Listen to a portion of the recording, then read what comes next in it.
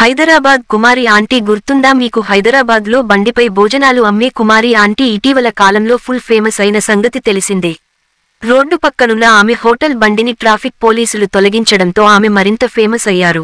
ఆమె వ్యవహారంలో సాక్షాత్తు తెలంగాణ ముఖ్యమంత్రి రేవంత్ రెడ్డి కూడా స్పందించిన సంగతి తెలిసిందే.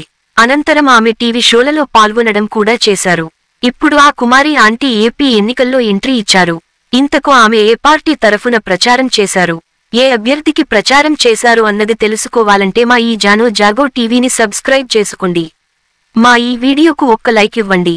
రాజకీయ, సామాజిక, ఆర్థిక, ప్రజా ఉపయోగకర కథనాల కోసం మా జానో జాగో టీవీని సబ్స్క్రైబ్ చేసుకుని ఫాలో అవ్వండి. రాష్ట్రంలో హోరాహోరీ పోరు జరుగుతున్న ఓ కీలక నియోజకవర్గంలో ఆమె ప్రచారానికి దిగారు.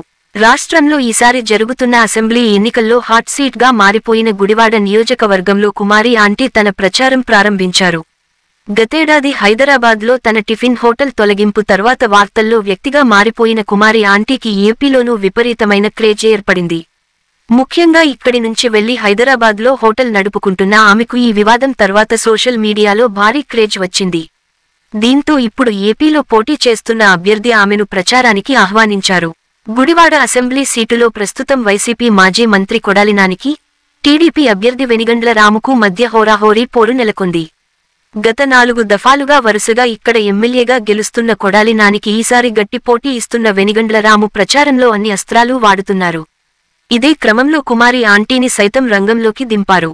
దీంతో రాముతో కలిసి కుమారి ఆంటీ ఎన్నికల ప్రచారం నిర్వహించారు. ఓటర్లను ఈసారి రాముకు ఓటేయాలని అభ్యర్థించారు. కుమారి ఆంటీ హైదరాబాద్ నుంచి గుడివాడకు ఎందుకొచ్చిందని అనుకుంటున్నారా? రావాల్సి వచ్చిందండి అంటూ ఆమె చెప్పుకొచ్చింది. ఎందుకంటే 15 ఏళ్ల క్రితం గుడివాడ ఎలా ఉందో ఇప్పుడు అలాగే ఉందని తెలిపింది. అందరూ కలిసి గుడివాడను అభివృద్ధి చేసుకోవాలని పిలుపునిచ్చింది. అందుకే టీడీపీ అభ్యర్థి వెనిగండ్ల రాముకు అందరూ మద్దతిచ్చు గెలిపించాలని కోరింది. ఉపాధి లేకపోవడం వల్లే తాను గుడివాడ నుంచి హైదరాబాద్ వెళ్లాల్సి వచ్చిందని తెలిపింది. ఈసారి రామును గెలిపించి కూటమిని అధికారంలోకి తీసుకురావాలని కోరింది. కొడాలి నాని హయాంలో అభివృద్ధి లేకపోగా ఉపాధి అవకాశాలు కూడా లేవని దుయ్యబట్టిన కుమారి ఆంటీ గుడివాడలో ఉపాధి అవకాశాలు లేకపోవడంతో తనలాంటి వారు పక్క రాష్ట్రాలకు వెళ్లి కష్టపడాల్సి వస్తుందని చెప్పుకొచ్చారు. ఇక వెనిగండ్ల రాము చక్కటి విజన్ ఉన్న నేత అని, అటువంటి నేతలు అధికారంలో ఉంటే తమలాంటి వారికి ఉపాధి అవకాశాలు దక్కుతాయని చెప్పుకొచ్చారు. అంశాలతో పాటు రాజకీయ, సినిమా, సామాజిక రంగ అంశాలపై ప్రత్యేక కథనాల కోసం మా జానో జాగో టీవీని ఇప్పుడే సబ్స్క్రైబ్ చేయండి. ఇతరులకు మా లింకులు షేర్ చేయండి.